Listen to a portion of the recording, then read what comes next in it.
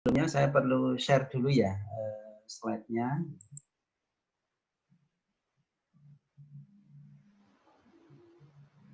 Bisa share ini Pak ya ini ya. Saya bisa nge-share slide ya.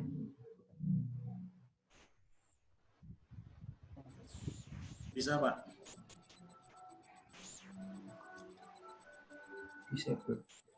Nggak bisa itu ke partisipan Pak Joko?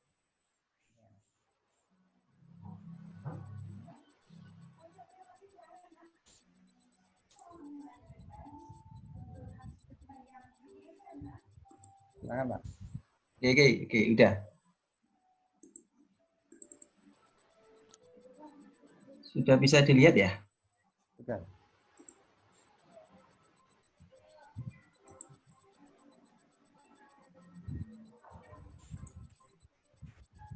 Baik, tema yang akan coba saya ulas adalah strategi publikasi ilmiah di jurnal bereputasi internasional. Sebetulnya materi ini materi untuk kurang lebih 5 sesi pertemuan. Saya coba kompres dalam satu sesi dan mungkin nanti hanya beberapa slide yang akan coba saya sampaikan. Selebihnya nanti silahkan bisa Bapak Ibu baca sendiri gitu ya. Ada 4 bagian yang cukup penting yang akan saya sampaikan untuk 45 menit ke depan. Yang pertama adalah saya akan berbicara tentang peta publikasi internasional saat ini seperti apa. Kemudian baru masuk nanti kedua adalah bagaimana menulis artikel ilmiah yang baik. Gitu. Kemudian yang ketiga memilih jurnal internasional yang bereputasi sebagai tempat kita mempublikasikan artikel kita. Kemudian yang keempat adalah bagaimana kita menghandle hasil review. Jadi saya pikir keempat-empatnya sangat penting untuk kita ketahui apabila kita ingin publish di jurnal internasional yang bereputasi. Oke, untuk bagian pertama adalah peta tentang publikasi internasional kita berdasarkan data skema GoJR yang saya ambil per hari ini. Kita bisa lihat Amerika, China, United Kingdom, kemudian Jerman itu ada di urutan teratas.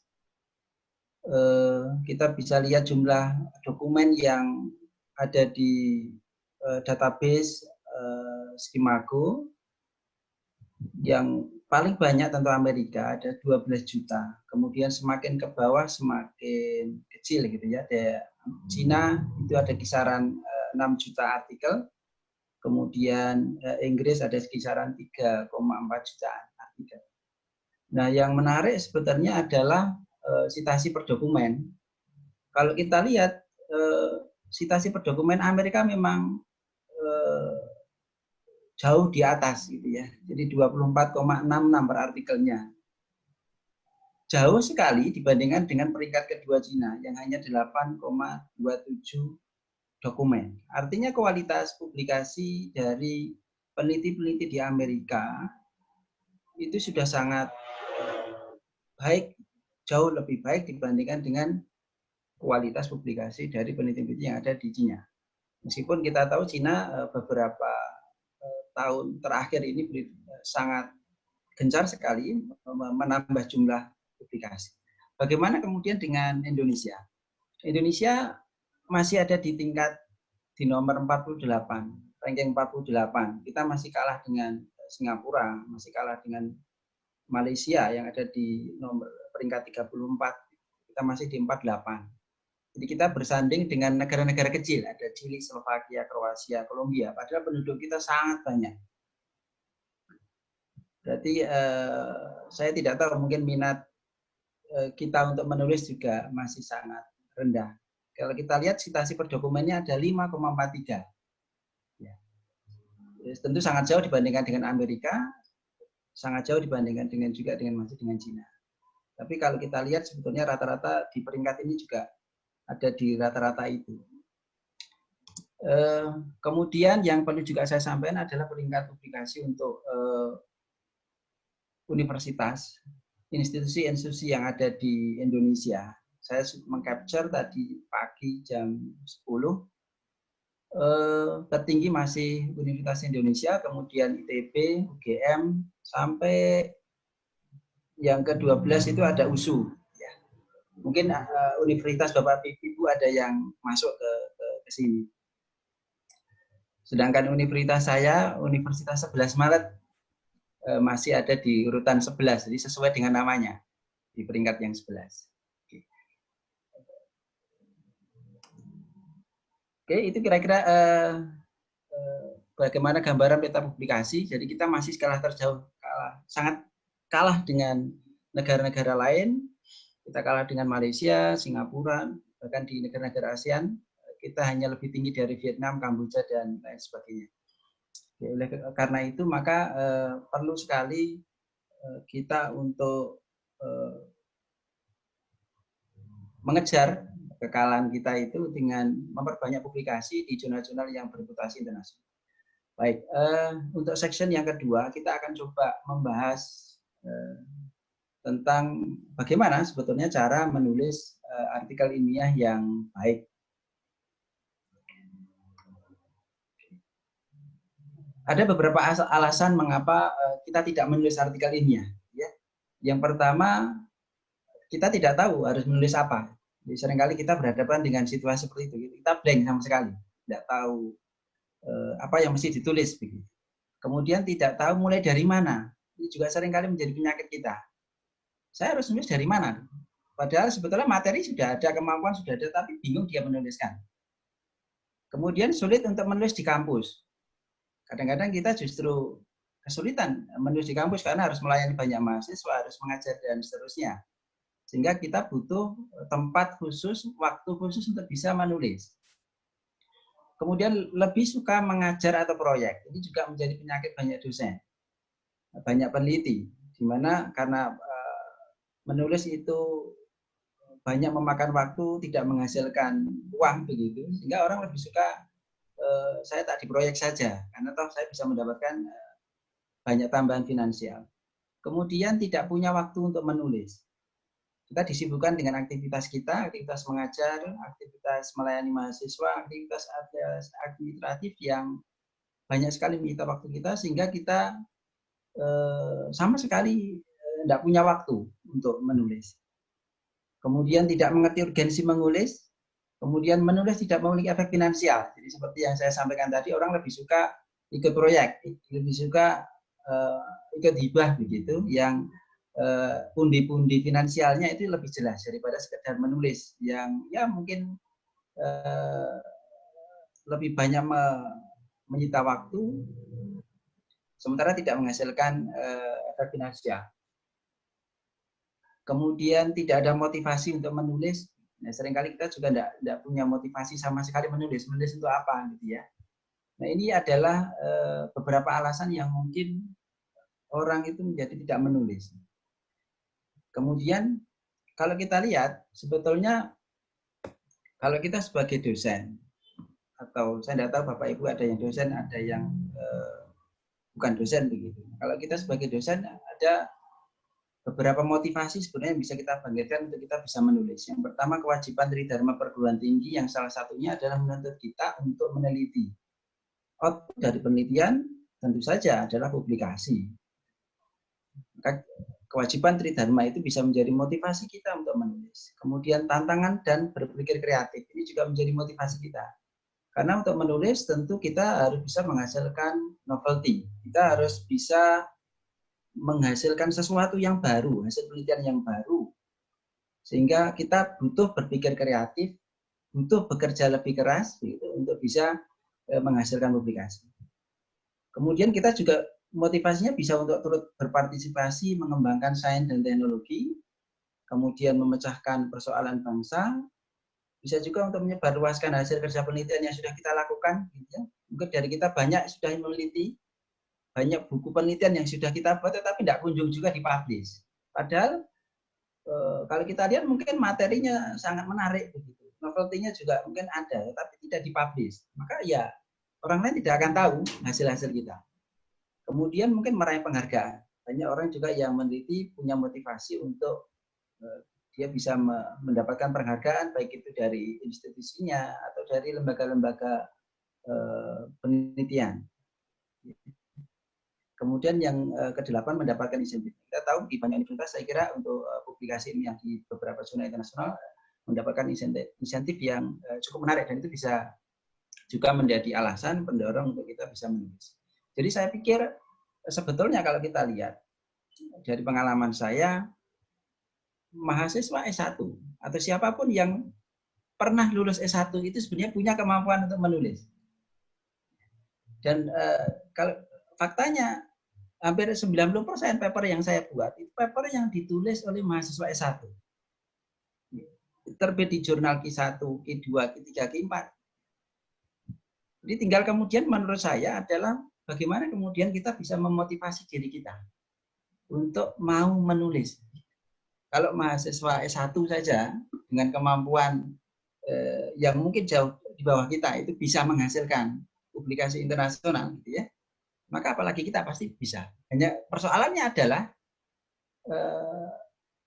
motivasi kita. Kita punya motivasi nggak menulis. Banyak orang yang saya pengen menulis tapi tidak juga memulai untuk menulis. Oke, kemudian apa itu artikel ilmiah? Nanti ini saya skip ya, beberapa nanti bisa dibaca sendiri. Oke, ini yang cukup penting. Kriteria artikel ilmiah yang baik. Saya ada di WA, ada pertanyaan juga tentang apa sih kriteria artikel ilmiah yang baik itu. Yang pertama adalah ya tentu dilihat dari isinya, gitu ya. Isinya adalah sesuatu yang menarik di bidang yang diteliti. Misalkan kalau di kedokteran mungkin kanker itu yang sangat menarik. Kalau di bidang saya misalkan bidangnya adalah inventory di bidang supply chain, mungkin adalah bidang-bidang penelitian inventory yang ada kaitannya dengan sustainable management. Jadi menarik isinya dan sesuai dengan tren gitu ya. Jadi kalau trennya itu sustainability, maka mungkin dia mengadopsi sustainability. Kalau trennya berbicara tentang yang terkait dengan industri 4.0 ya tentu terkait dengan industri 4.0. Jadi dari sisi isinya itu sudah menarik. Itu ciri yang pertama. Kemudian isinya yang menarik saja ternyata tidak cukup. Harus mampu disajikan dengan cara yang baik dan menarik. Nah ini yang seringkali menjadi masalah.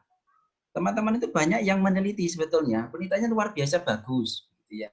Luar biasa bagus, novelty-nya tinggi, tetapi tidak punya kemampuan menyajikannya secara baik.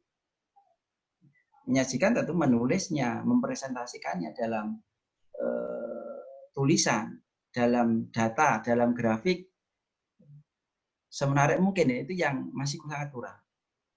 Oleh karena itu kita perlu satu manuskrip yang baik, yang manuskrip itu bisa menarik perhatian orang untuk membacanya. Kemudian kriteria yang ketiga adalah terdapat pesan ilmiah yang jelas, menarik dan bermanfaat.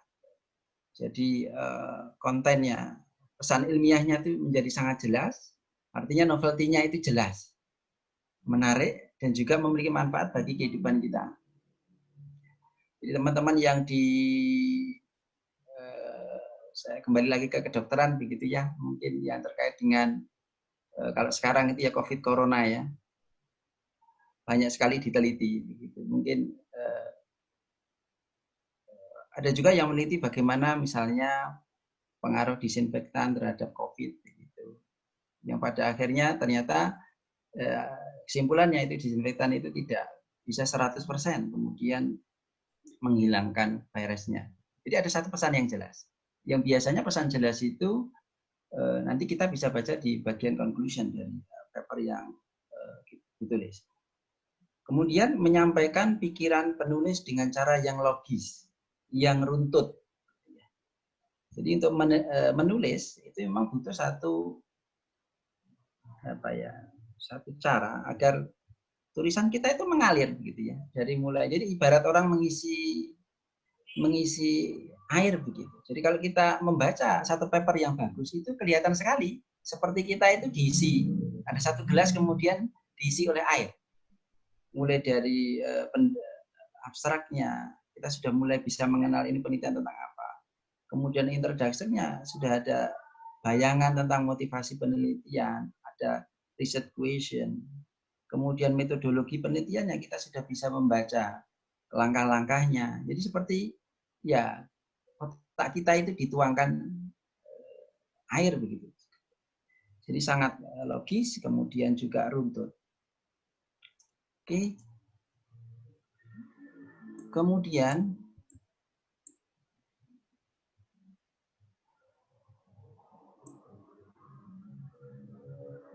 apa yang perlu kita siapkan sebelum kita menulis?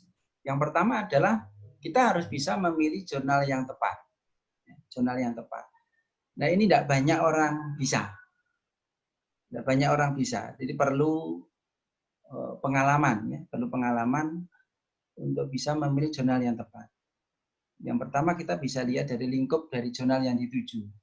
Jadi kalau misalkan topiknya tentang healthcare, ya, maka kita bisa cari jurnal yang kira-kira topiknya tentang healthcare, ya.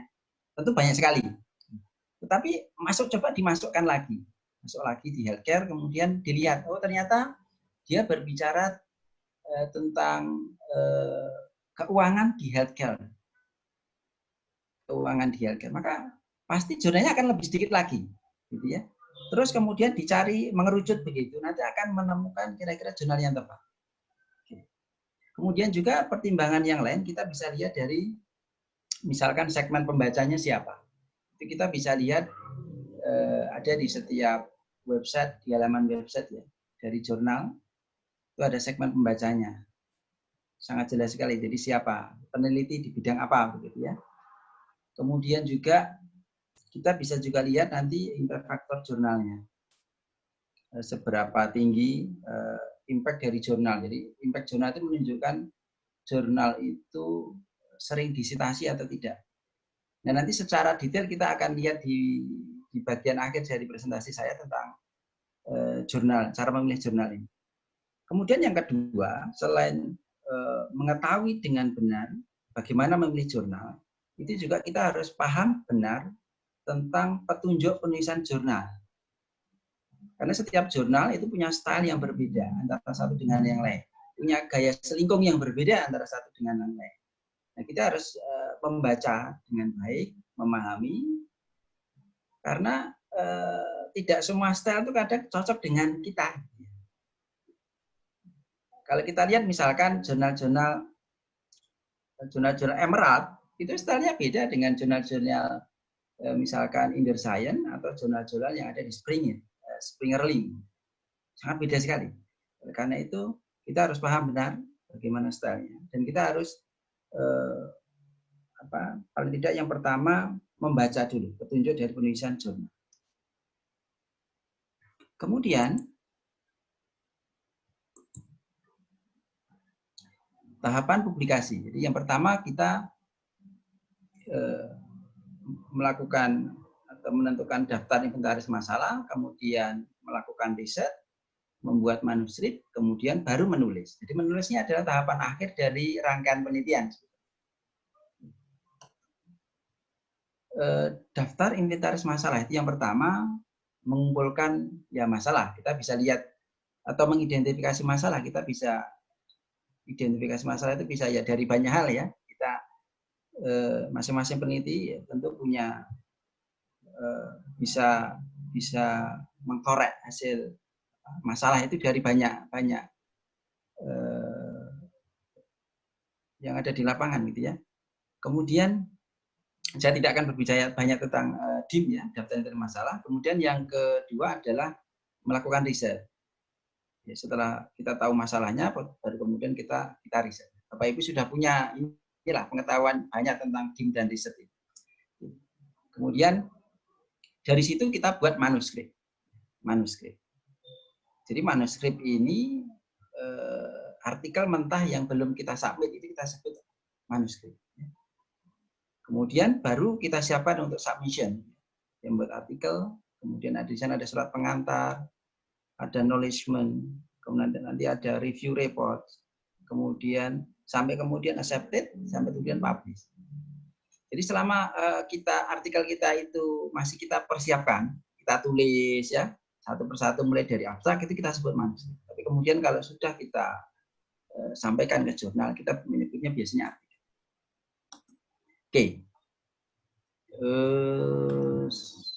Oke. Nah, ada satu hal yang penting adalah membuat cover letter. Banyak orang mengira cover letter itu harus panjang, ya, menceritakan dengan detail tentang paper kita. Tapi tidak sebetulnya.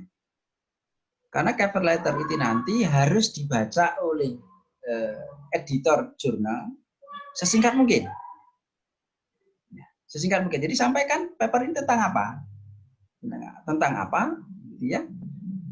Yang harus ada. Kemudian yang kedua adalah permohonan kita untuk bisa mengconsider artikel kita kepada editor. Kemudian yang ketiga adalah ada statement bahwa tidak ada konflik interest. Jadi hanya 3 hal itu saja yang perlu disampaikan. Permintaan kita mengconsider paper kita di jurnal tersebut. Kemudian paper kita ini berbicara tentang apa? Kemudian yang ketiga adalah ada statement bahwa paper kita tidak ada konflik interest atau belum disubmit ke jurnal yang lain. 3 poin ini yang harus ada di dalam cover letter. Dan cover letter umumnya itu 1 sampai 2 paragraf saja. Kemudian struktur manuskrip ilmiah. Di dalam satu manuskrip ilmiah biasanya ada beberapa bagian yang sangat penting. Yang pertama ada title, judul. Kemudian ada nama autornya, ada abstraknya, ada keywordnya. Nah, kelima bagian pertama ini, title, author, abstrak, keyword, itu harus dibuat semudah mungkin untuk dicari orang. Buat title itu seringkas mungkin, sehingga orang begitu membaca sudah paham. Kemudian author, abstrak, dan keyword. Abstrak dan atau keyword ya, keyword yang paling bawah ini juga sesuatu yang cukup penting. Karena biasanya kita mencari artikel kan dari keyword. Maka buat keyword yang jangan terlalu spesifik justru, tapi dibuat agak umum. Tetapi juga jangan terlalu umum, jadi antara aja. Itu dibuat semudah mungkin sehingga orang mudah mencarinya untuk title, abstrak, dan keyword. Kemudian baru ke main text. Main text di sini ada imrat, ya, introduction, method, result, dan juga discussion. Kita bisa membuatnya sejelas mungkin, tetapi harus singkat. Karena biasanya orang luar itu tidak seperti kita bahasanya, ya. Bahasanya lugas. Jadi langsung to the point, tidak muter-muter seperti kita. Ya, biasanya saya kalau membaca tulisan orang Indonesia itu seringnya muter-muter. Jadi pengennya sebetulnya langsung ke A, tapi muter dulu ke B, ke C, ke D. Nah itu penyakit kita. Jadi buat seringkas mungkin, seringkat mungkin, tapi cukup jelas. Jadi pilih kata-kata yang dengan kata-kata yang ringkas saja. Jadi kalau bisa dengan N word, maka jangan menggunakan N+1 word. Kemudian baru di bagian akhir, nanti ada acknowledgement, ada referensi, dan juga material-material tambahan. Nah, yang saya kodai merah itu semuanya adalah sangat penting. Itu yang nanti coba kita telusur satu persatu. Oke. Kemudian arah cara menulis. Biasanya cara menulis itu dimulai dari sesuatu yang umum. Sesuatu yang umum, kemudian di tengah paper biasanya akan spesifik, kemudian umum lagi. Misalkan, bidang saya begitu. Saya akan berbicara tentang inventory. Inventory atau sistem persediaan pada sistem supply chain. Maka saya akan buat general dulu. Saya akan berbicara tentang supply chain dulu.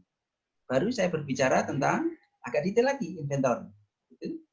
Inventory, kemudian detail.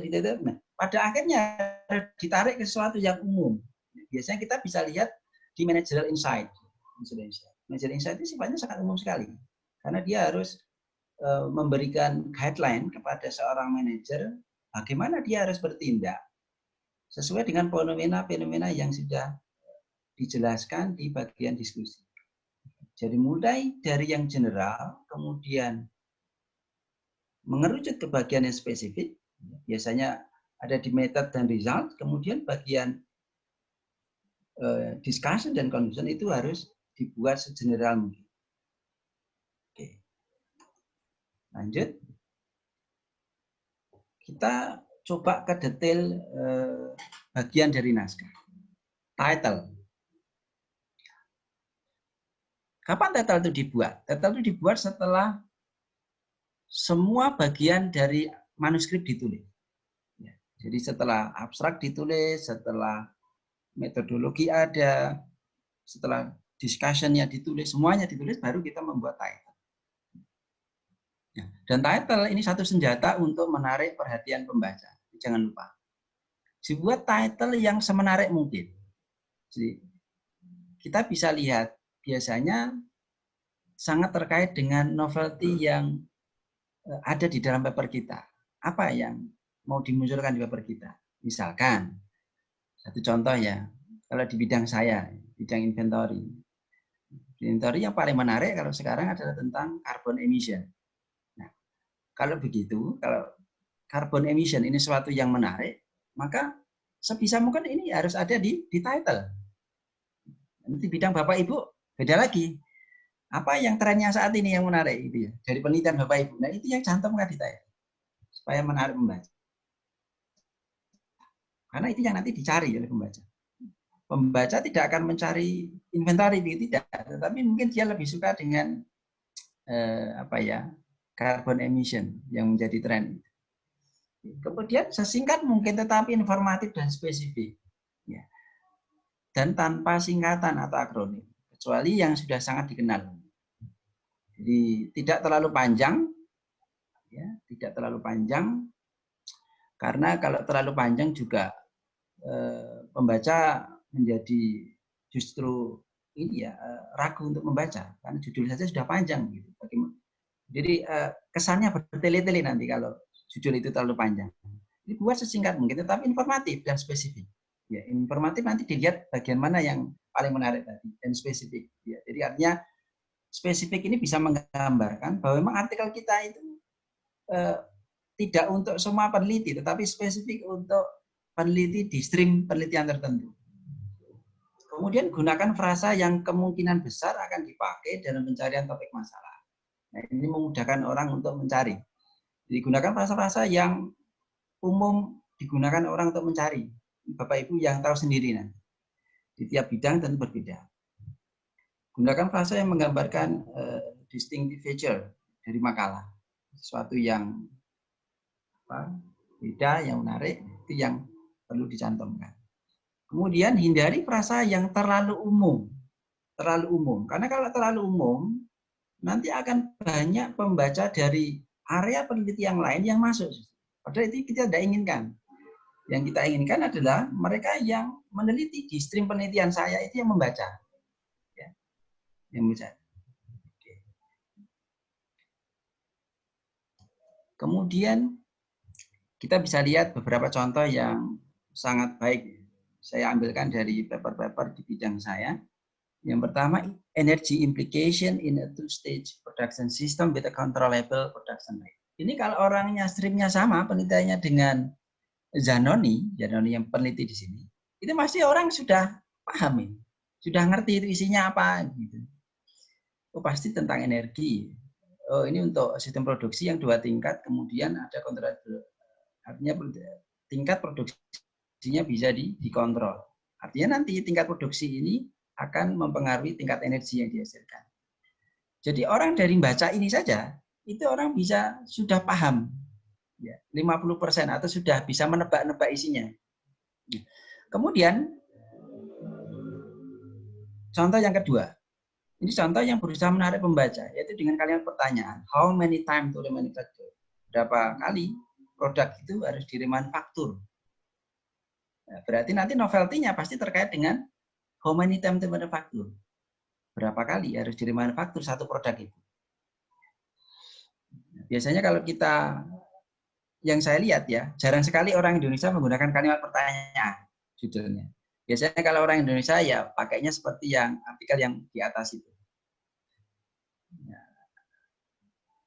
Walaupun ya jauh lebih menarik sebetulnya kalau kita bisa menyampaikannya dalam kalimat pertanyaan. Karena itu mewakili sebetulnya research question yang ada di artikel kita. Kemudian abstrak ya. Nah, abstrak itu paling tidak harus mencantumkan 3 hal.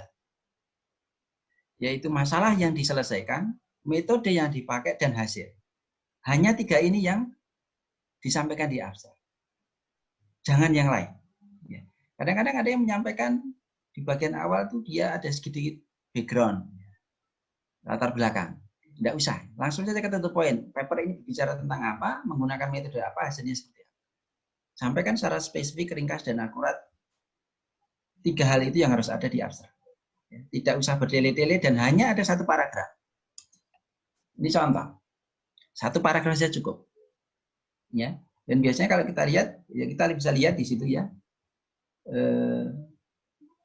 Jadi apa yang dipropos oleh artikel itu kelihatan sekali. Ya. Kemudian ada juga metodenya disampaikan, kemudian hasilnya paling akhir disampaikan.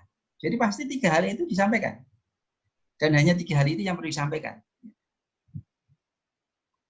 Kemudian jangan lupa kalau memang artikel kita cukup menarik, novelty-nya cukup tinggi, sampaikan novelty itu juga bisa di abstrak. Biasanya disampaikan dengan kalimat this paper contribute to the current literature by allowing, by accommodating apa. Sampaikan itu, karena itu juga akan memperjelas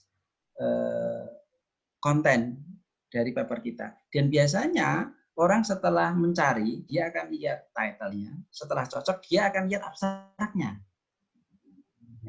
Abstrak itu juga menjadi guidance bagi peneliti. Jadi saya meneruskan membaca atau tidak, itu di abstrak.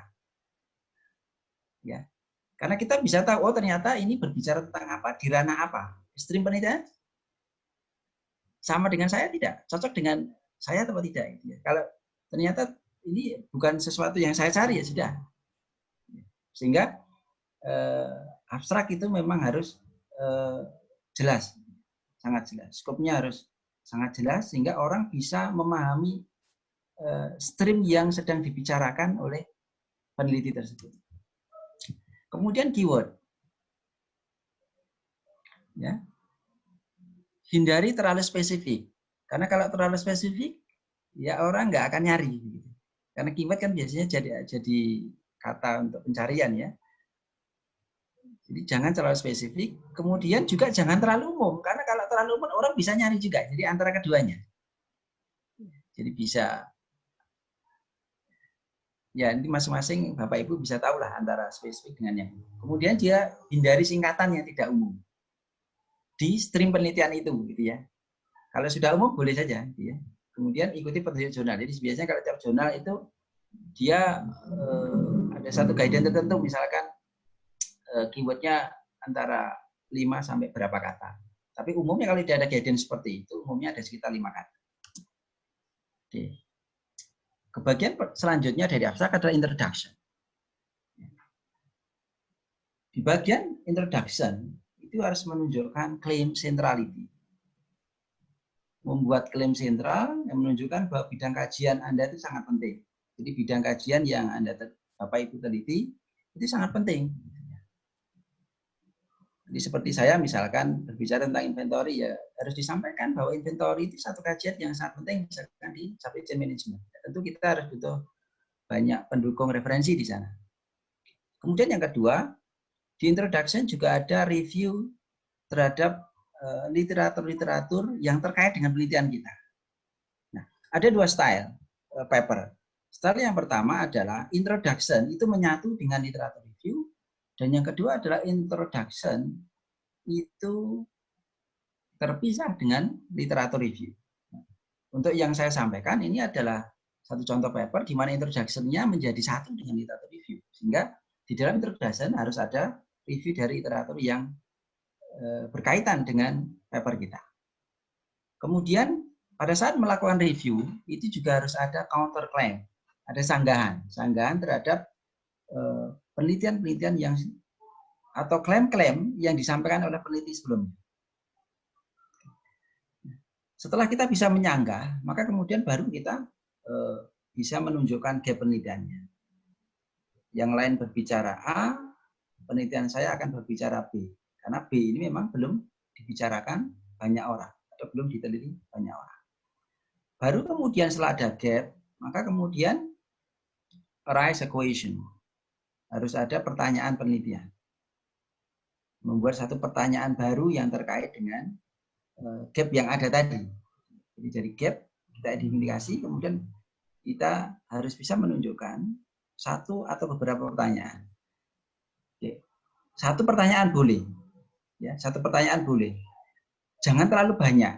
Ya. Biasanya 1 sampai 3 pertanyaan saja yang sering ada di paper itu. Kalau memang misalkan penelitian Bapak Ibu menggabungkan beberapa stream, boleh jadi akan ada banyak, karena sifatnya menggabungkan beberapa stream, maka akan banyak pertanyaan sebetulnya. Tetapi cantumkan maksimum ya 3 pertanyaan saja yang kira-kira paling menarik untuk dijawab. Paling menarik untuk dijawab. Kemudian langkah yang ke-6 adalah announce recent research. Menyatakan ya setelah ada question, maka untuk menjawab question itu saya melakukan riset apa. Misalkan this paper develop an integrated inventory model for supply chain system consisting of bla bla bla. Itu dalam rangka menjawab question yang sudah kita tulis sebelumnya. Kemudian yang ke-7 adalah menjelaskan struktur dari artikel ilmiah. Dan biasanya ada di bagian di paragraf akhir dari introduction. Nanti dia menjelaskan di bagian pertama ada introduction, kedua literatur review, dan seterusnya. Sampai dengan yang terakhir nanti referensi. Begitu disampaikan itu di paragraf terakhir dari introduction. Kemudian riset method. Ya, riset method.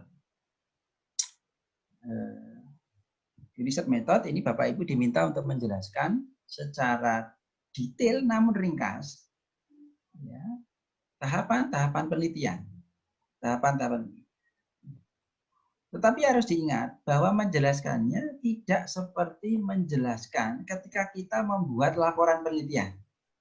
Jadi kalau di laporan penelitian biasanya ada section 1.1, 1.2, 1.3 tidak. Tidak seperti itu. Bahkan umumnya yang saya baca, terutama di penelitian yang saya tekuni, experimental method itu penjelasannya tidak poin per poin, tetapi dijelaskan dalam paragraf-paragraf. Boleh juga sebenarnya dalam poin per poin, ya. Poin 1 tentang apa, 2 apa, 3 apa. Tetapi kemudian jangan ditambahkan misalkan poin 1.1, tidak perlu. Ya, tidak. Dan untuk metodologi sebaiknya disampaikan secara valid, reliable, dan yang relevan. Kemudian juga runtut. Jadi orang membaca metodologi itu pastikan pembaca itu bisa melakukan penelitian itu kalau dia membaca metodologi yang Bapak Ibu tulis. Tidak terlalu panjang, tetapi harus jelas. Kemudian selanjutnya, result and discussions. Bisa berisi tentang pengujian teori atau hasil eksperimen. Bisa pembahasan yang bisa juga pembahasan yang merupakan bagian yang menunjukkan kontribusi penelitian kita. Kemudian yang terakhir biasanya kita diminta untuk bisa menunjukkan managerial insight. Saya kira kalau menjelaskan, Bapak Ibu sudah tahu gitu ya. Tetapi yang bagian paling sulit di dalam result and discussions itu bukan menjelaskan data, itu tidak. Bagian yang paling sulit biasanya yang terkait dengan managerial insights. Ya. Managerial insight itu menjawab pertanyaan so what? Apa selanjutnya setelah fenomena-fenomena yang sudah Bapak Ibu temukan, yang sudah Bapak Ibu bahas di diskusi tadi? Sudah dijabarkan dengan data, ada fenomena kalau ini naik, maka variabel lain juga ikut naik. Profitnya turun atau naik, nah itu. Maka so what? Apa yang harus dilakukan oleh seorang manajer dengan fenomena itu? Apakah seorang manajer harus, misalkan dia harus harus bisa berkoordinasi dengan baik dengan level manajer yang ada di bawahnya, atau seorang manajer dia harus berhati-hati ketika dia berhadapan dengan satu situasi di mana demand-nya menjadi sangat fluktuatif, sehingga dia perlu untuk menambahkan atau menambah jumlah safety stock. Jadi implikasi manager insight ini memberikan guidance bagi manajer apa yang harus dia lakukan. Selanjutnya, dan biasanya harus dapat dikaitkan juga dengan poin-poin penting atau insight yang sudah disampaikan di dalam diskusi. Kemudian bagian terakhir adalah conclusions. Biasanya berisi hal-hal penting yang diperoleh dari pengujian model. Kemudian juga kita perlu menunjukkan novelty-nya di mana. Kemudian tunjukkan hasil terpenting. Boleh tidak semua hasil, ya. Tapi silakan hasil-hasil terpenting saja yang bisa disampaikan. Kalau hasilnya biasanya streamnya penelitian itu menggabungkan katakanlah 5-6 stream, maka hasilnya pasti akan banyak sekali itu. Nah, pilih dari hasil itu mana yang paling penting untuk disampaikan yang harus diketahui pembaca. Kemudian di bagian akhir dari conclusion biasanya ada future research directions. Ada arahan kira-kira penelitian ke depan itu apa yang perlu ditambahkan. Tentu sebaik mungkin bisa dikaitkan dengan kekurangan dari penelitian kita. Misalkan penelitian kita mengakomodasi adanya permintaan yang sifatnya deterministik. Padahal di dalam real system permintaan itu selalu berfluktuatif. Karena itu maka penelitian ke depan itu harus bisa mengakomodasi demand yang sifatnya stokastik atau fluktuatif.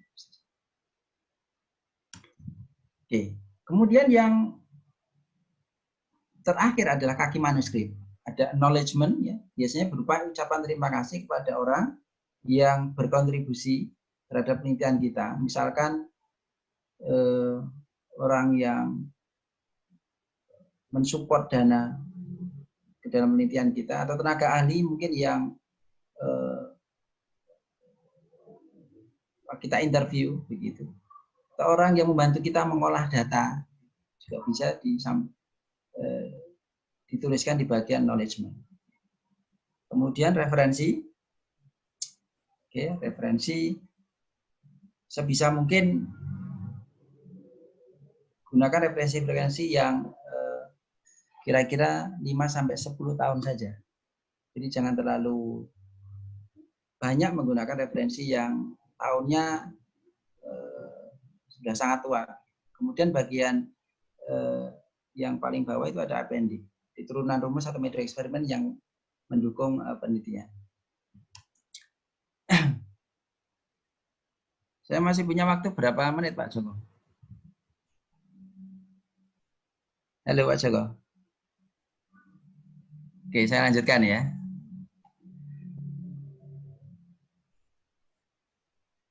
Section yang ketiga, bagaimana cara kita memilih jurnal internasional. Setelah paper itu tadi kita tulis dengan kaidah-kaidah yang benar, maka memilih jurnal itu juga merupakan sesuatu yang penting. Kadang-kadang papernya bagus, tapi pilihan jurnalnya tidak tepat.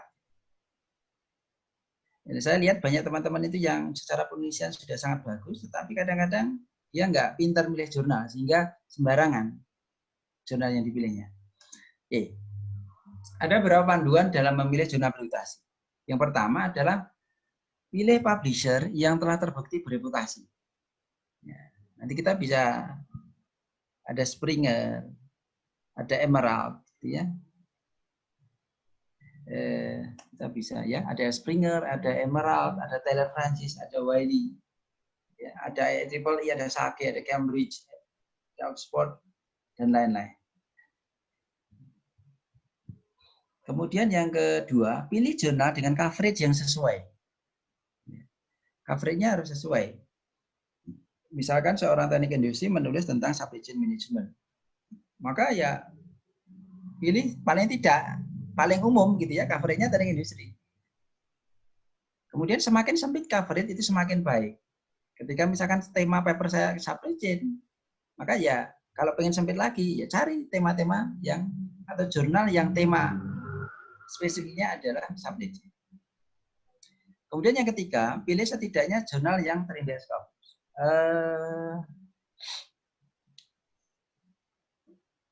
Saya sebetulnya tidak Scopus minded, gitu ya, tidak Scopus minded. Artinya di Scopus pun banyak sekali yang predatory, banyak sekali yang predatory. Tetapi kalau kita punya ilmunya, kita sangat bisa memilih jurnal-jurnal terbaik yang ada di Scopus. Atau kita juga sangat mudah menyeleksi itu kalau kita bisa menentukan mana yang predatory dan mana yang tidak. Nanti akan kita bicarakan ya predatory. Tetapi paling tidak karena dikti itu acuannya Scopus, kita bisa cari yang terindeks Scopus. Kalau sudah advance, maka pilih jurnal yang terindeks Web of Science. Ya. Web of Science ini lebih sedikit lagi jurnalnya. Kemudian yang 4, pilih jurnal dengan rejection rate rendah. Ini saya sarankan untuk yang pertama kali menulis. Biasanya kalau di website jurnal itu ada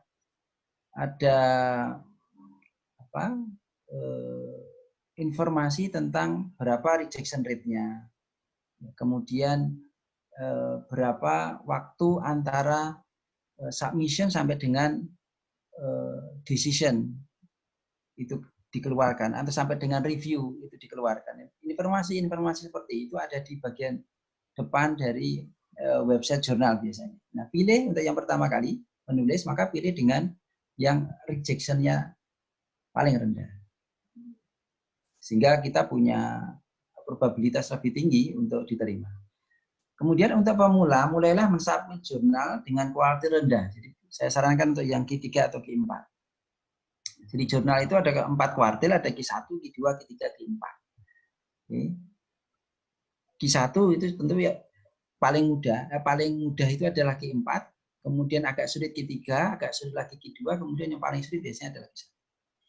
Kemudian yang ke-6, hindari memilih jurnal atau publisher predatory. Bapak Ibu nanti bisa cek di salah satunya acuannya itu bisa dicek di bellisweebly.com. Di sana akan ada publisher dan juga jurnal yang masuk dalam daftar predatory. Kemudian jurnal open access lebih cepat terbit namun berbayar. Bapak Ibu harus sangat berhati-hati dengan open access. Ya. Karena banyak di antara jurnal open access itu yang predatory. Karena predatory itu kan maunya dia mengeruk keuntungan sebanyak-banyaknya. Ya. Walaupun tidak setiap open access itu predatory, tetapi umumnya predatory open access. Sehingga harus hati-hati. Kemudian yang ke-8, lihat kemana peneliti terkenal di bidang yang Anda tekuni umumnya mensubmit artikel. Jadi kalau saya mensubmit artikel, biasanya saya cek gitu ya. Saya cek, ada nggak peneliti terkenal di bidang saya yang mau nulis di jurnal itu? Kalau ada, ya jurnal itu oke lah bagi saya, bagus bagi saya. Ini cara yang paling gampang. Jadi siapa peneliti terkenal di bidang Bapak Ibu? Cek kira-kira penulis, apakah dia pernah menulis di jurnal yang Bapak Ibu ingin tuju itu. Kalau iya, ya jurnal yang dituju itu tentu sudah sangat bagus. Karena orang yang misalkan H-indeknya tinggi saja sudah mau menulis paper di jurnal tersebut. Oke, ini tadi sudah saya sampaikan beberapa publisher yang punya reputasi yang bagus. Oke. Kemudian ciri-ciri jadi jurnal predatory ya. Biasanya open access, biaya publikasinya tidak jelas atau sering berubah-ubah. Kemudian nama penerbitnya tidak dikenal luas. Jadi kalau Elsevier itu kan kita sudah biasa mengenal. Ini namanya tidak dikenal. Ya. Kemudian proses review meragukan dan terkesan basa-basi. Jadi reviewnya itu gampang-gampang isinya ya. Proses review biasanya sangat cepat, 1 bulan atau 1 minggu sudah keluar. Tetapi tidak setiap jurnal yang proses reviewnya cepat itu predatory ya. Ya. Misalkan IEEE Access, IEEE Access itu bayarnya mahal, reviewnya 7 hari keluar, tetapi dia bukan predatory. Jadi harus hati-hati ketika kita mengecek jurnal. Ya. Kemudian alamat websitenya biasanya berubah-ubah, atau biasanya jurnal itu adanya di Amerika, misalnya adanya di India, tapi di websitenya dia katakan bahwa jurnalnya ada di Amerika, biasanya begitu. Kemudian daftar dewan editornya tidak jelas, alamat penerbitnya tidak sesuai kenyataan, jumlah penerbitan dalam setahun bisa sangat banyak. Karena mereka itu pengennya banyak profit, maka biasanya jumlah paper yang diterbitkan dalam 1 tahun itu jumlahnya bisa ratusan, bahkan ribuan. Nah itu hati-hati. Oke, ini contoh jurnal predatory ya. Ya. Mapping Indonesian Paddy Field using multiple temporal satellite imagery. Ya, Nanoli, Agnes Monica, dan Inudara Tista. Ini pernah ada di African Journal of Agricultural Research. Ya. Oke, beberapa contoh kita bisa lihat. Dan kalau Bapak Ibu sering mengecek jurnal-jurnal di predatory itu, list yang ada di weblist tadi dicek satu persatu websitenya. Website jurnal predatory itu umumnya mirip-mirip tampilannya. Oke, kemudian yang bagian terakhir, bagaimana menghandle review. Bagaimana menghandle review. Setelah Bapak Ibu tadi memilih jurnal, ya, menyiapkan artikel, kemudian mensubmit ke jurnal itu, tentu dengan mengikuti aturan main yang ada di jurnal tersebut, maka Bapak Ibu akan mendapatkan review ketika review prosesnya sudah selesai. Jadi biasanya review itu bisa 1 hari selesai, bisa 2 hari selesai. Artinya paper Bapak Ibu di-reject gitu ya, 1-2 hari itu. Jadi kalau 1 minggu selesai, hati-hati, itu biasanya kabar tidak mengenakan, biasanya di-reject. Umumnya paling cepat biasanya 1 bulan. Kalau open access itu 1 bulan dia bisa keluar, 1 atau 3 bulan. Atau pernah saya juga mendapatkan hasil review itu sudah setahun baru keluar hasil review.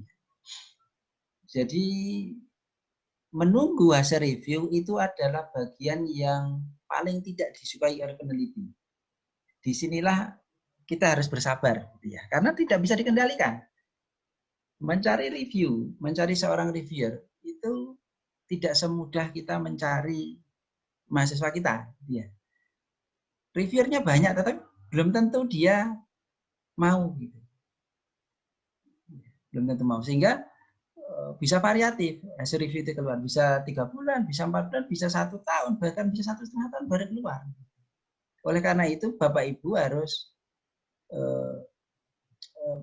jeli betul ketika memilih jurnal. Salah satunya yang harus dipertimbangkan adalah seberapa cepat proses review itu keluar. Nah itu biasanya ada di website jurnal.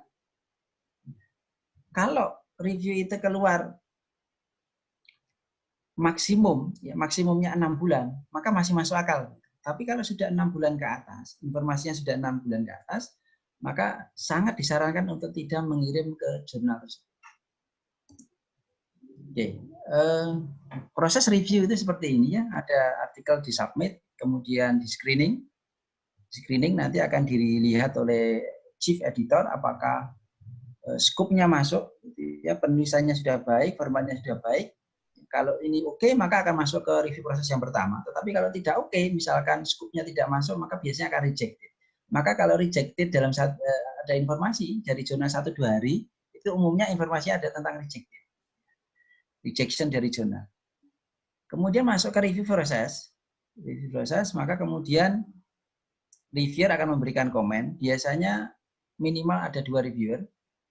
Oke. Kemudian Setelah ada komen dari reviewer, maka reviewer komen tadi akan diberikan ke kita, kemudian kita akan merevisi paper kita. Oke. Setelah direvisi, maka kita harus submit lagi paper itu ke jurnal tersebut. Setelah submit, maka paper kita atau revised version dari paper kita itu akan direview lagi. Apakah dia sudah menjawab poin-poin yang sudah disampaikan oleh reviewer atau belum.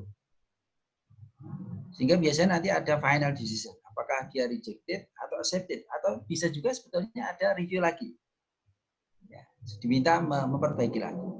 Itu, kalau sudah accepted, maka biasanya akan ada approve. Bapak Ibu diminta untuk meng-approve artikel versi terakhir yang Bapak Ibu submit. Kemudian setelah oke, tidak ada perubahan. Atau ada perubahan, nanti silakan bisa dimasukkan di situ, di proses proof. Nanti akan dikirim proof yang kedua. Ya. Kalau sudah oke, maka baru publish. Kemudian reviewer, harus dipahami reviewer itu tidak mungkin satu negara atau berasal dari negara yang sama dengan negara peneliti. Jadi kalau Bapak Ibu nanti ketika mensubmit diminta memasukkan nama suggested reviewer, maka jangan memasukkan dari Indonesia. Karena pasti akan ketolak. Karena reviewer itu harus dari negara yang berbeda. Oke, kemudian mengetahui bagaimana reviewer bekerja. Oke, ini salah satu contoh yang punya saya ya di Computer Industrial Engineering Journal. Jadi nanti seorang reviewer ketika dia mendapatkan invitasi, dia akan bertemu dengan menu yang seperti ini. Jadi saya di sini reviewer yang ketiga. Jadi reviewernya ada 3. Di situ ada artikelnya. Kemudian ada kapan notifikasi invitation itu disampaikan ke saya. Itu tanggal 16 Oktober ya. Kemudian kapan saya agree untuk mereview? Tanggal 17 Oktober. Kemudian kapan saya menyelesaikan review? Itu tanggal 16. Jadi Oktober tanggal 17, review itu selesai 16 Desember tahun 2017. Jadi kurang lebih waktunya 1 bulan. Ya. Nanti kalau lihat di jurnal yang lain atau di paper yang lain di Computer Industrial Engineering yang saya review, itu saya bisa mereview mungkin dalam 2 bulan. Boleh jadi juga dalam 2 minggu. Jadi tidak sama. Nah ini yang seringkali peneliti tidak tahu gitu. Jadi harus paham. Jadi seperti seorang reviewer seperti saya saja, itu saja mereviewnya waktunya butuh waktu berbeda-beda. Ada yang saya 3 bulan menyampaikan review. Ada yang 2 bulan, ada yang kadang-kadang cuma 2 minggu. Itu baru 1 reviewer. Kalau 2 reviewer itu bervariasi lagi. Oke, kemudian nanti reviewer akan disampaikan seperti ini ya. Jadi ada komen yang perlu dia tulis untuk author, ada juga yang komen untuk ke editor disampaikan. Biasanya kalau ke editor terkait dengan misalkan paper ini sebetulnya bisa diterima gitu. Kalau komen saya yang nomor 3 itu secara full bisa dijawab dengan baik oleh peneliti. Kemudian ini salah satu proses scoring di European Journal of Operational Research, jurnal yang lain di Elsevier. Peneliti reviewer biasanya akan diminta untuk memberikan skor untuk setiap penilaian di sini ya. Di samping juga memberikan komentar terhadap artikel. Oke, kemudian ini contoh setelah review dari reviewer itu reviewnya masuk ke editor, maka editor akan menentukan decision-nya. Kebetulan untuk paper yang saya review ini decision-nya rejected ya. Rejected tentu berdasarkan masukan dari reviewer. Okay. Jadi the contribution is insufficient for publication in iJournal. Ya. Jadi tidak cukup untuk publikasi di iJournal sehingga ditolak. Okay. Jadi bisa ditolak, bisa diterima. Ya. Apa yang dilakukan jika rejected? Yang pertama adalah jangan kecewa karena masih banyak jurnal yang lain. Jadi kalau Bapak Ibu ditolak di satu jurnal jangan kecewa karena jurnal yang lain sangat banyak. Ya. Kemudian rejected bukan berarti artikel kita jelek, bukan berarti. Ya, rejected yang ini, yang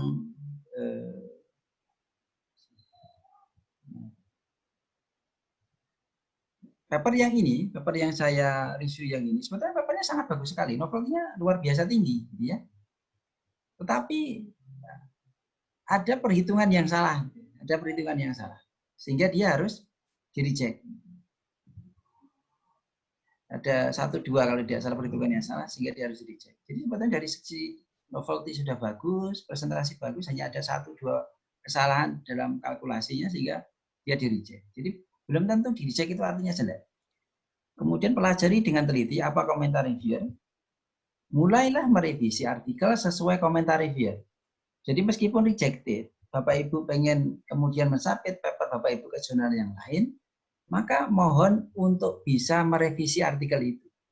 Karena begini, banyak kejadian ketika dia rejected di satu jurnal, ya, rejected di satu jurnal, kemudian Bapak Ibu langsung mengirim atau mensubmit paper Bapak Ibu ke jurnal lain, Bapak Ibu bisa berhadapan dengan reviewer yang sama. Ya. Saya sering seperti itu. Saya sering mereview satu paper, saya reject, kemudian orang itu ngirim di jurnal yang lain, papernya itu dikirim di jurnal yang lain, tidak diperbaiki sama sekali. Artinya komentar dari saya tidak diakomodasi, ketemu saya lagi, ya di reject pasti. Jadi dunia ini sangat sempit untuk sebuah artikel. Bapak Ibu bisa ketemu reviewer yang sama di jurnal yang berbeda. Karena boleh jadi peneliti di stream Bapak Ibu itu jumlahnya nggak banyak. Sehingga kemungkinan ketemu reviewer yang sama itu sangat besar. Probabilitasnya sangat besar. Oke. Kemudian jangan berpikir untuk mensubmit paper ke jurnal lain dengan tanpa melakukan revisi. Kalau seandainya rejected, jadi perlu direvisi sesuai dengan masukan. Kemudian bagaimana merevisi? Tulis bagian yang direvisi di dalam paper itu dengan warna lain, yaitu warna biru atau merah, untuk memudahkan reviewer nanti melihat. Tentu ini kalau kasusnya adalah paper kita, keputusan yang diberikan oleh editor itu adalah major revision atau minor revision. Kalau rejected kemudian Bapak Ibu pengen mensubmit ke jurnal lain, Bapak Ibu tidak perlu menulis revisi dengan warna yang lain. Ya. Ini khusus untuk yang tetap di jurnal tadi. Kemudian siapkan respon terhadap komentar review dalam lembar terpisah. Itu untuk setiap komentar reviewer itu ada direspon. Jadi ada pertanyaan, ada jawaban. Pertanyaan, jawaban. Kemudian revisilah artikel mulai dari yang paling mudah. Merevisi itu pekerjaan yang 2 kali lebih berat daripada menulis. Kenapa? Bapak Ibu sudah capek menulis banyak, meluangkan waktu banyak, berpikir keras, tiba-tiba disuruh merevisi. Rasanya mangkal luar biasa. Makanya berat. Oleh karena itu supaya gampang, mulai dari yang paling simpel. Mulai dari merevisi bagian yang paling mudah. Jika ada masalah dengan bahasa, ada grammatical error, rephrasing, rewriting, maka mintalah ahli bahasa untuk proofread. Atau kalau perlu gunakan software proofread ya, Ginger, ada Grammarly, ya, atau provider yang lain. Saya pernah 2 kali menggunakan provider. Itu untuk kasus jika ada masalah dengan bahasa. Jika kontribusi novel tidak jelas, bukan tidak ada, tapi kalau kontribusinya tidak jelas berarti kan hanya perlu memperjelas. Maka yang paling gampang adalah Bapak Ibu gunakan kalimat penegas. The above mentioned paper shows that bla bla bla. Misalkan penelitian tentang ini has been extensively studied, but none has investigated bla bla bla. Jadi yang lain itu sudah melakukan investigasi terhadap faktor A, B, C, D, tetapi belum ada yang melakukan investigasi terhadap faktor B, C, D. Gitu. Sampaikan itu supaya jelas. Atau sampaikan dengan bahasa misalkan this paper contribute to the current literature by allowing the inclusion of. Itu juga sangat jelas sekali. Kemudian untuk memperjelas, kita bisa menggunakan tabel untuk memperlihatkan beda penelitian kita dengan penelitian yang lain. Misalkan ada 16 faktor yang diteliti gitu ya. Mana dari faktor 16 ini yang diteliti oleh kita dan mana yang diteliti oleh yang lain? Kasih centang. Oh, yang diteliti oleh peneliti A, centang mana dari 16 itu? Yang diteliti oleh kita, kasih centangnya. Itu akan memperjelas perbedaan paper kita dengan paper yang sudah ada. Kemudian berikan kritikan pada paper yang disitasi. Ini juga memberikan peluang untuk menegaskan kekurangan paper yang sudah ada. Jadi mengkritik itu memberikan memberikan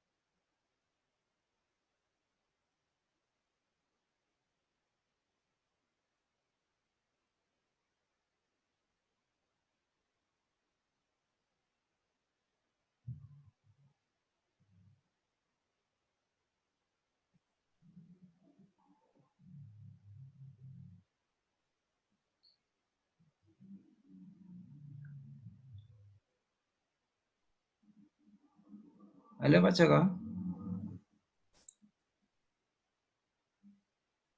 Gimana Pak Wahid?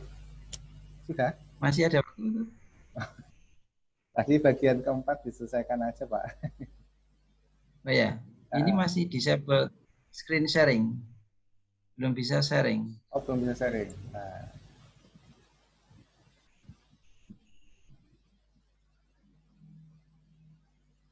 Coba lagi Pak.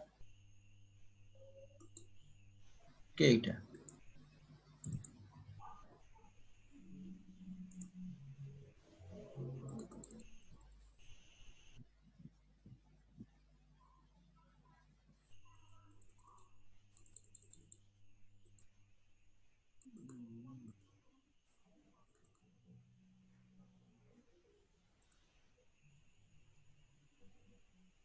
Oke. Kemudian saya lanjutkan ya. Masih tentang merevisi artikel. Kemudian yang selanjutnya adalah menambah literatur terbaru. Sekali.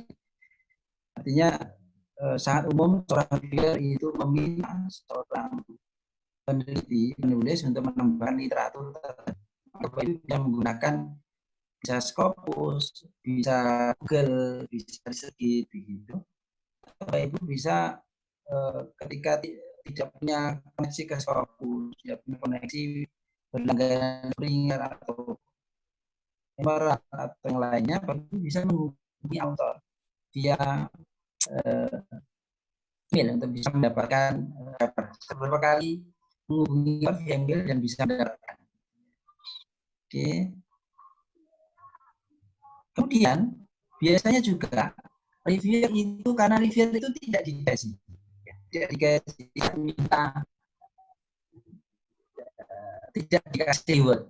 Jadi biasanya reviewer itu hanya mendapatkan sertifikat online. Maka biasanya reviewer akan meminta kadang-kadang meminta papernya dia itu disitasi. Jadi dia bisa mengatakan begini, tolong ada beberapa paper yang masih dengan penelitian yang dilakukan oleh peneliti, tapi belum disitasi. Maka mohon citasi pada disampaikan paper pertama, kedua, ketiga, keempat. Biasanya papernya reviewer itu ada di daftar paper itu yang 1, 2, 3, 4. Nah, dia minta untuk diinisiasi karena memang dia nggak dapat apa ya, tidak dapat reward itu. Salah satu reward yang umum itu kan dari dissertasi. Ini kadang-kadang ada yang dari dissertasi. Jika Bapak Ibu diminta jadi ada paper yang dissertasi itu kadang-kadang 1 atau 2 atau 3 paper biasanya adalah papernya review. Jika Bapak Ibu sebetulnya meskipun double blind, Bapak Ibu bisa tahu siapa reviewernya. Ya, bisa tahu siapa reviewernya dari usulan paper yang dissertasi. Kemudian mempertegas analisis dan pembahasan. Mempertegas analisis dan pembahasan. Bisa dilakukan dengan tunjukkan, kita menunjukkan perbandingan hasil penelitian kita dengan penelitian sebelumnya. Jadi bisa ada tabel. Biasanya sekali reviewer itu memberikan usulan supaya kita tahu performasi dari penelitian hasil penelitian kita, maka kita minta menunjukkan perbandingannya seperti apa dengan penelitian yang sudah dilakukan terdahulu. Kemudian kesimpulan ini tunjukkan hasil yang menarik, kemudian pertegas kontribusi penelitian. Itu yang poin-poin yang sangat lazim diminta untuk merevisi. Jadi saya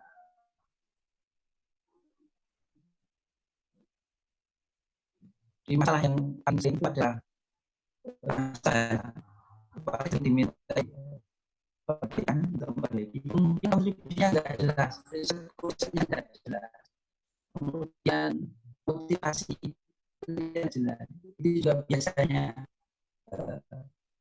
diminta untuk diperbaiki. Kemudian literatur juga biasanya begitu, kemudian analisisnya tidak jelas, kurang komprehensif, kemudian kesimpulan yang umum yang biasanya diminta oleh reviewer untuk memperbaiki. Walaupun itu masih banyak suggestion dari reviewer yang sifatnya spesifik. Jadi yang saya sampaikan. Baik, mungkin itu yang saya sampaikan.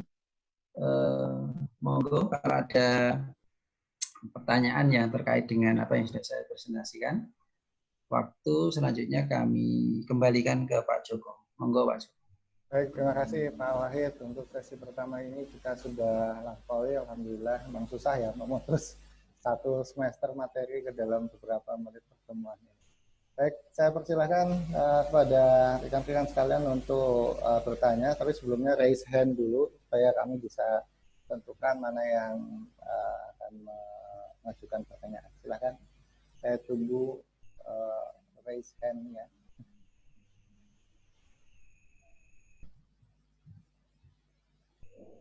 Belum ada.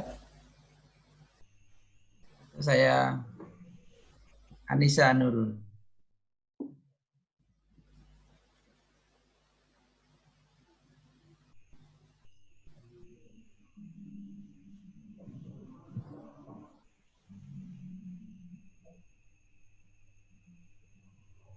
Oke.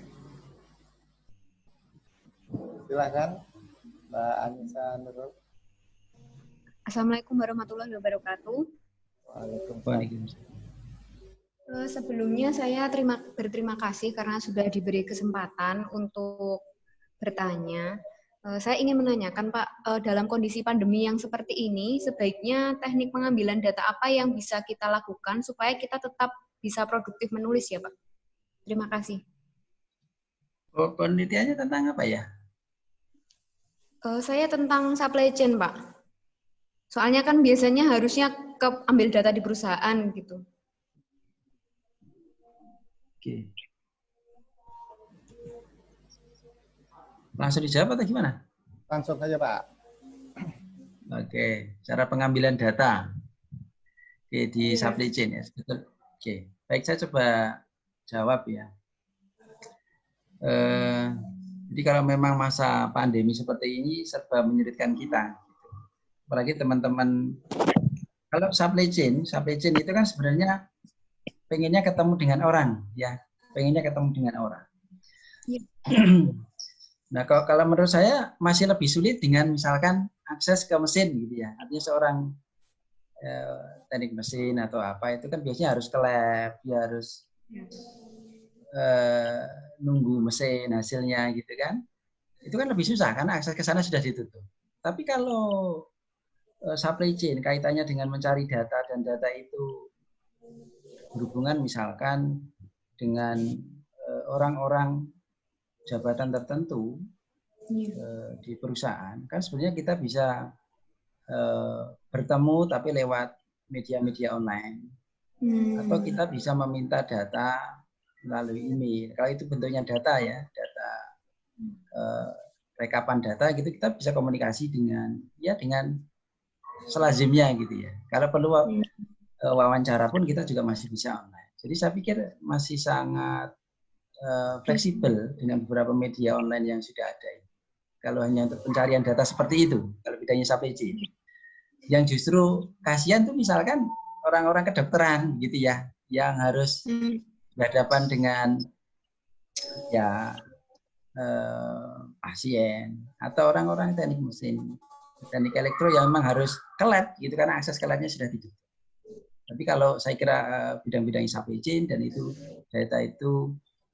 data yang sebetulnya bisa kita ambil lewat beberapa media online, saya kira masih sangat mungkin tetap bisa dijalankan penelitian seperti itu.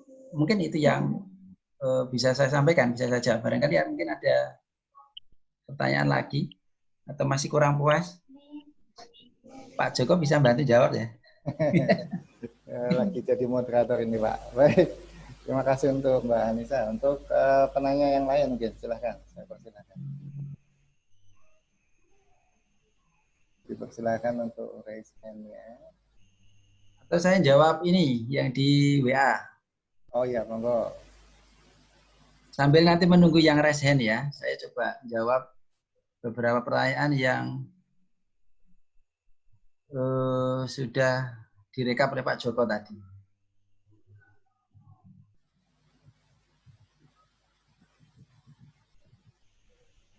Kemudian yang pertama ya, bagaimana tips dalam membuat karya ilmiah untuk disubmit ke jurnal internasional yang mudah dipahami oleh pembaca. Tadi saya sudah sampaikan di awal beberapa trik. Jadi untuk setiap bagian-bagian apa yang harus ada, bagaimana caranya. Kemudian ditanya termasuk pemilihan kata dan kalimatnya.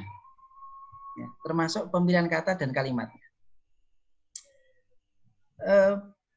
Baik, Bapak Ibu kalau baca papernya orang Amerika itu bahasanya bagus sekali. Bapak Ibu tidak perlu gumun karena memang itu bahasa mereka gitu kan, bahasa mereka. Jadi sebetulnya dengan kemampuan bahasa orang Indonesia yang terbatas, yang tidak sebagus dengan orang Amerika itu, banyak paper-paper kita yang sebetulnya bisa masuk ke jurnal-jurnal kisah. Jadi nanti begini, maksud saya begini, jangan takut tentang bahasa, kendala bahasa. Jangan tahu tentang bahasa saja dan seterusnya. Ya. Itu nanti akan clear, akan hilang ketika Bapak itu lazim menulis. Ya, lazim menulis. Ketika sudah lazim menulis, Bapak Ibu banyak membaca, ya, Bapak Ibu bisa melihat gaya orang menulis. Nanti akan menjadi kelaziman Bapak Ibu menulis dengan gaya-gaya mereka. Jadi menurut saya yang pertama jangan ke situ dulu, tetapi mulailah menulis dulu sebisanya. Nanti begitu menulis pertama jelek itu pasti.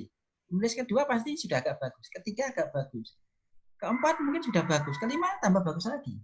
Jadi semakin banyak menulis, otomatis semakin banyak membaca, kan gitu. Dan otomatis nanti juga akan memperbaiki ini cara kita menulis, gaya kita menulis. Jadi tidak usah takut tentang bahasa dan yang lain. Oke, kemudian ada yang ingin bertanya dari Arvinda Setio Utami, silahkan. Ya. Iya Pak, Assalamualaikum Pak, selamat sore. Saya ingin bertanya Pak, ini mengenai referensi. Ini harus pakai video ya Pak, by the way? Oh, enggak harus. Enggak. Iya Pak, belum mandi Pak soalnya.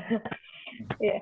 Jadi ya saya mau mengenai referensi. Itu kan kemarin saya waktu cari-cari referensi untuk penulisan jurnal itu ada yang dia itu baru submitted. Atau saya pernah nemu juga paper yang masih belum peer review kayak gitu, tapi somehow sudah ada, nggak tahu, saya nggak ngerti kalau seperti itu seperti apa, pokoknya sudah ada di internet gitu ya, cuman dia statusnya masih belum terpublish berarti. Karena itu apakah boleh kita mereferensi paper seperti itu? Kalau misalkan boleh atau tidak, batasannya kita boleh mereferensi paper-paper yang seperti apa? Apakah memang harus sudah dipublikasi atau bagaimana Pak? Terima kasih. Oke. Saya sebetulnya kalau saya bisa tahu detail papernya itu, mungkin saya bisa cek ininya ya, statusnya. Jadi status paper itu menjadi sangat penting. Ada paper yang belum publish, tetapi dia sudah accepted. Ya. Dia belum publish, tapi sudah accepted. Itu sudah ada di websitenya. Itu kita bisa citasi. Oke. Sekarang kalau begini, kalau paper yang belum saya submit, belum disubmit. Kalau yang accepted jelas pasti sudah disubmit. Ya. Ini belum disubmit, tapi sudah paper. Nah, ini kita sebut sebagai working paper. Working paper boleh saja disitasi, tetapi harus ada kata-kata working paper. Boleh ya. Ada kata-kata working paper supaya jelas statusnya. Gitu ya. Jadi meskipun belum publish, kita bisa mensitasinya, tetapi status paper itu harus jelas dijelaskan di referensi. Apakah itu kalau publish sudah ada volumenya, tapi kalau accepted kan berarti in press, begitu. Nah, itu kan status paper. Kalau belum disubmit berarti working paper namanya. Jadi tidak masalah, sepanjang autornya jelas, judulnya jelas, gitu ya. Kemudian statusnya jelas. Oke, itu barangkali yang lain. Baik, ini lagi dari Muhammad Toha. Silakan Pak.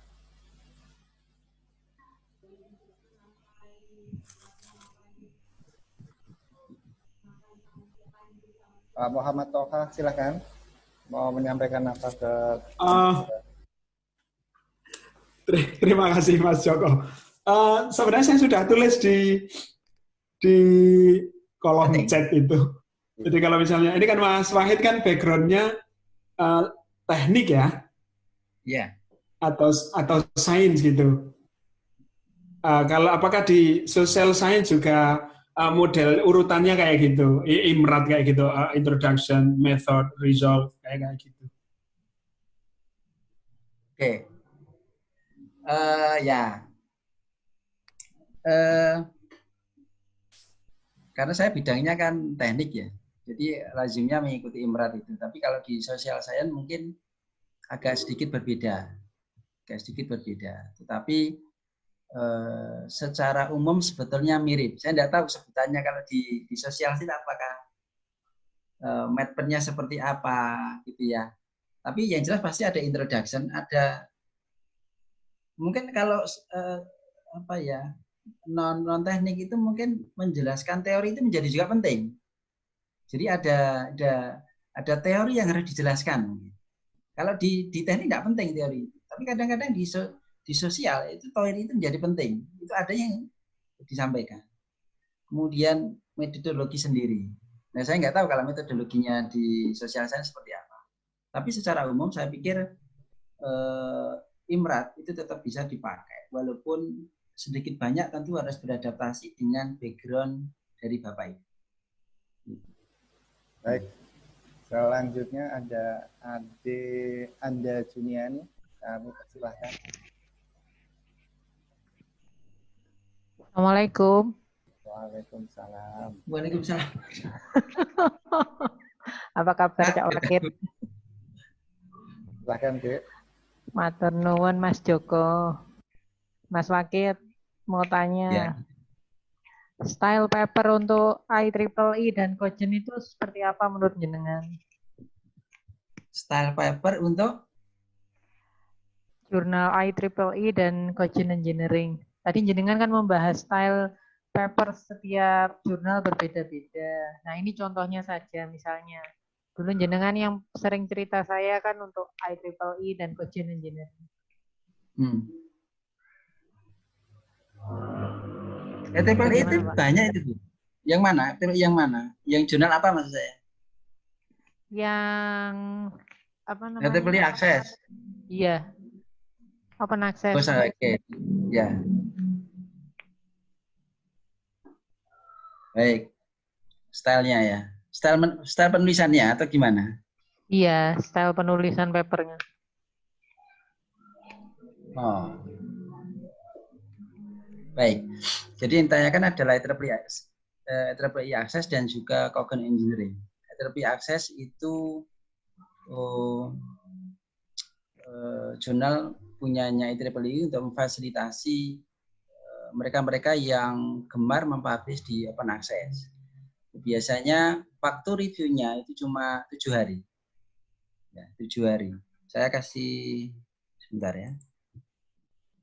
Saya tunjukkan 7 hari. Bapak Ibu bisa dapatkan hasil reviewnya.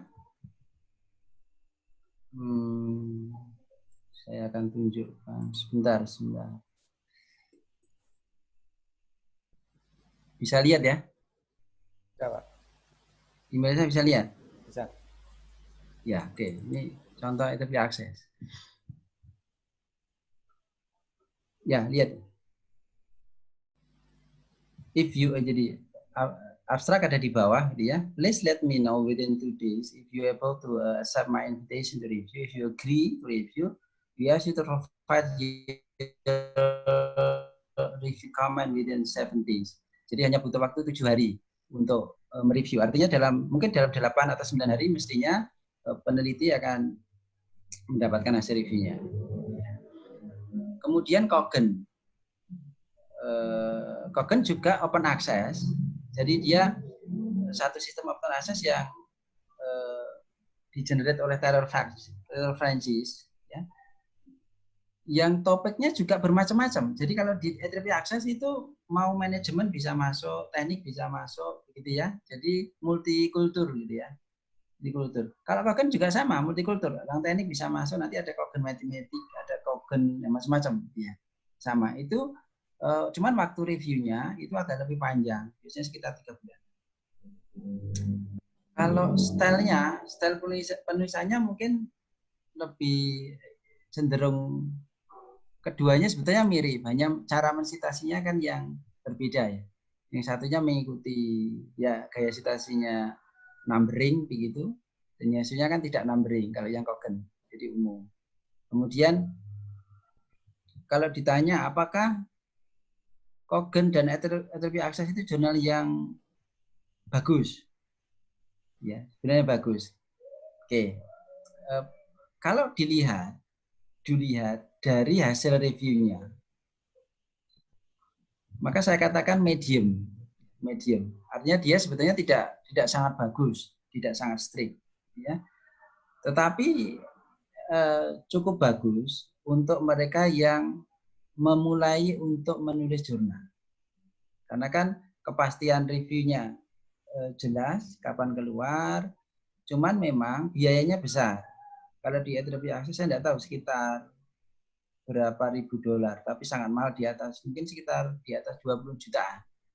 Tapi kalau Cogen mungkin ada di sekitar 11 jutaan atau 12 jutaan.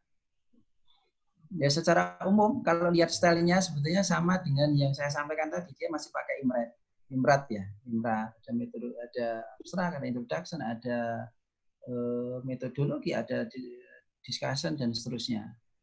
Style citasinya yang berbeda. Kalau IEEE style IEEE yang satunya non numbering. Jadi kalau Bu Anda mau ke situ ya silahkan, baik untuk pemula. Artinya ini bukan jelas jurnal baik, jelas bukan jurnal predatory. Sangat cocok untuk mereka yang pengen mendapatkan kepastian kapan saya harus jurnal saya atau paper saya bisa segera publish. Itu sangat cocok untuk kita bisa submit ke kedua jurnal tadi. Jadi monggo saja kalau untuk pemula itu bisa dicoba saja di jurnalnya. Cuman mungkin secara umum kalau dilihat tingkat kesulitannya, apakah masuknya itu susah IEEE atau ke Cogent? Menurut saya lebih susah ke IEEE. Jadi IEEE jauh lebih susah kalau menurut saya masuknya dibandingkan dengan Cogent. Kalau Cogent masih relatif lebih mudah. Itu Bu, barangkali ada respon atau ada yang kurang. Baik, rasanya cukup itu Pak komentarnya Pak untuk D Anda kali. Saya beri kesempatan 1 kali untuk penanya terakhir ini. Silakan. Oh, kalau tidak ada, nampaknya sudah di penghujung ini. Jamilah ini siapa ya? Pak, ya, Jamilah Arifiana. Sebentar. Silakan.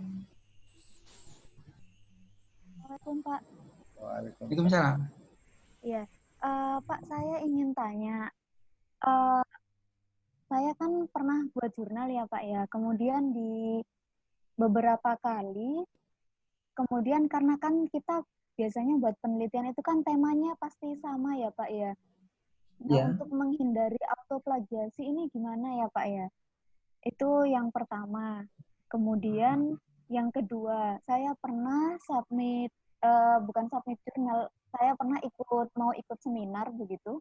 Kemudian dicek plagiasinya itu tinggi. Kemudian si panitia ini menyarankan untuk coba Bu metodenya dikasih kalimat kalau metode ini diadopsi dari penelitiannya siapa gitu. Saya nggak tahu ternyata kalau saya ngikuti arahan dari panitia tersebut, saya nggak tahu mungkin karena nanti ketika plagiasi bagian metodenya mungkin nggak dicek plagiasi ya Pak kalau misalkan mencantumkan nama peneliti yang kita adopsi itu metodenya itu bagaimana ya Pak ya? Sudah? Sudah. Oke. Jadi tadi yang pertama punya banyak penelitian gitu. Bukan punya banyak sih Pak. Jadi tipsnya kita untuk menghindari autoplagiasi. Jadi autoplagiasi. Autoplagiasi.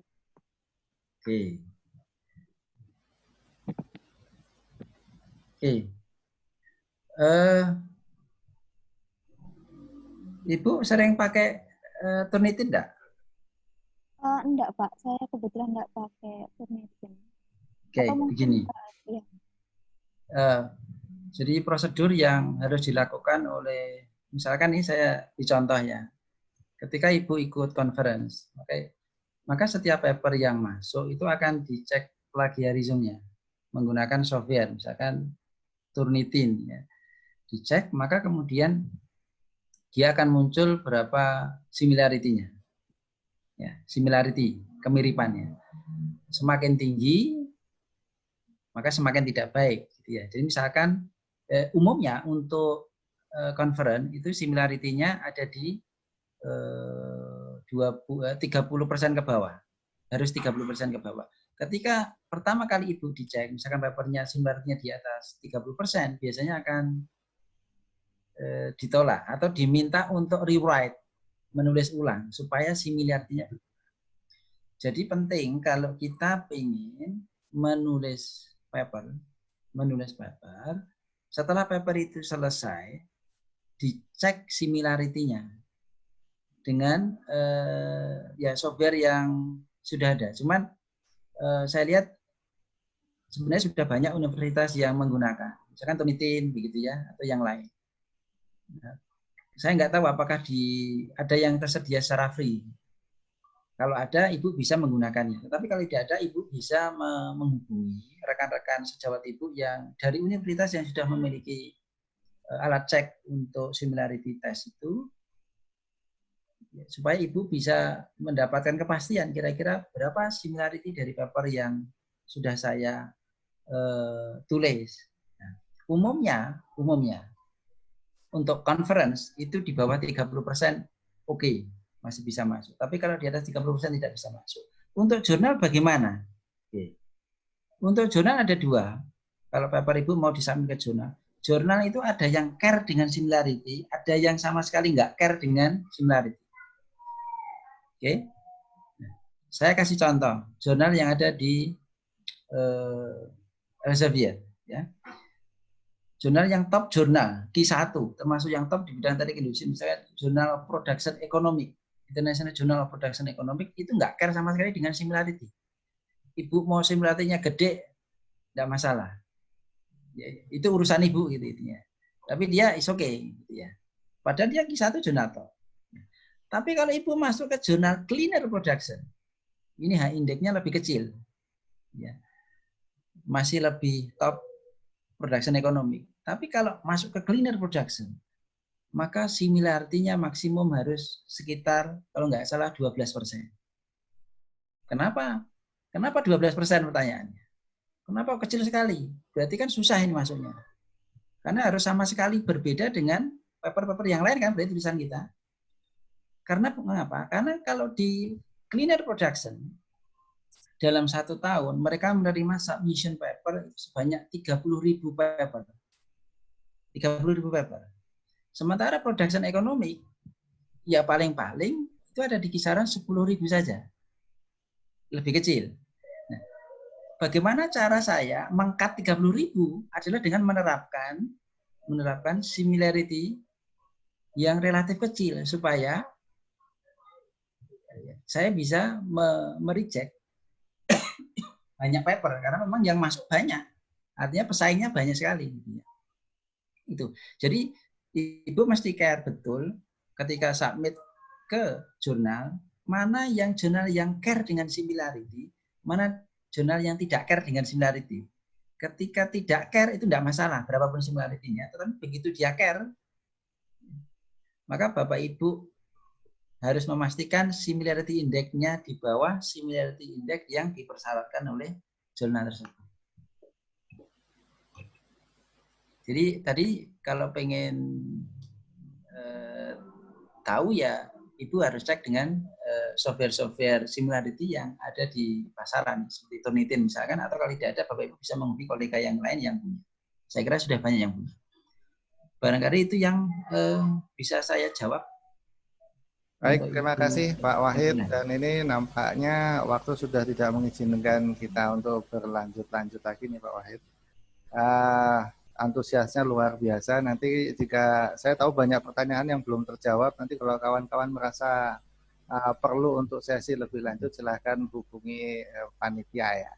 Nah, sekarang untuk di penghujung ini saya mohon agar Mas Nasrul sebagai Pak Lurah dari LPDP ITS untuk menyampaikan sepatah dua patah kata untuk acara ini.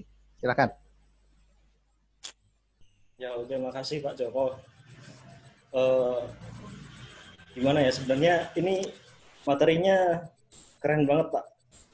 Saya sendirian karena masih baru juga di pasca masalah penulisan jurnal, artikel juga termasuk barulah ya. Saya juga bingung, oh ternyata kayak gini ya, kayak gitu. Itu banyak sekali ilmunya Pak Wahid. Terima kasih. Jadi terima kasih buat Pak Joko maupun buat Pak Wahid dan teman-teman yang sudah join. Semoga ini bisa menambah ilmu kita. Ya mungkin itu aja. Terima kasih Pak Joko. Saya kembalikan ke Pak Joko. Baik, untuk kawan-kawan yang nanti tadi telat bergabung atau belum bisa mengikuti sepenuhnya, insya Allah nanti ini sudah direkam dan kami usahakan untuk di-upload di YouTube ya. Jadi nanti kita lihat apakah entah itu nanti YouTube LPDP atau YouTube Pak Lurah atau mungkin YouTube saya, nanti akan ada pengumuman lebih lanjut. Sekali lagi, terima kasih atas partisipasi kawan-kawan dan khususnya Pak Wahid atas sharing keilmuannya yang luar biasa ini. Semoga kita semua diberi kekuatan dan sama-sama bisa menjaga kesehatan kita semua dalam menghadapi pandemi COVID-19. Saya secara pribadi dan atas nama kawan-kawan di LPDP mohon maaf jika banyak yang belum terpuaskan pada sesi kali ini. Akhirul kalam, assalamualaikum warahmatullahi wabarakatuh, dan sampai jumpa di kesempatan yang lain. Terima kasih. Waalaikumsalam.